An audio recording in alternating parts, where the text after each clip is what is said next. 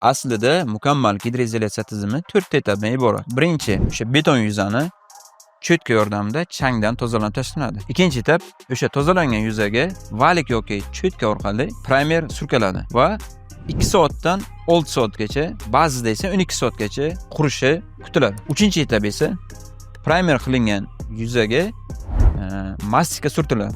To'rtinchi etap esa mastikamiz qurigandan keyin bitumli membrana deydi yoki izogan deydi yoki ruberoid deydi bizning tilda. O'sha mastikani yuzasiga yopishtirilib chiqiladi va eng asosiy narsa, siz ishlatayotgan gidroizolyatsiya mahsuloti sertifikatlashtirilgan va qurilish sinovlaridan o'tgan bo'lishi kerak va men sizga mana shu standartlarga javob beradigan xalqaro sertifikatga ega va eng asosiysi yirik qurilish kompaniyalari sinovidan o'tgan Neftgazprom gidroizolyatsiya mahsulotlarini taklif qilaman. Ma'lumot va hamkorlik uchun pastdagi raqamlarga murojaat qiling.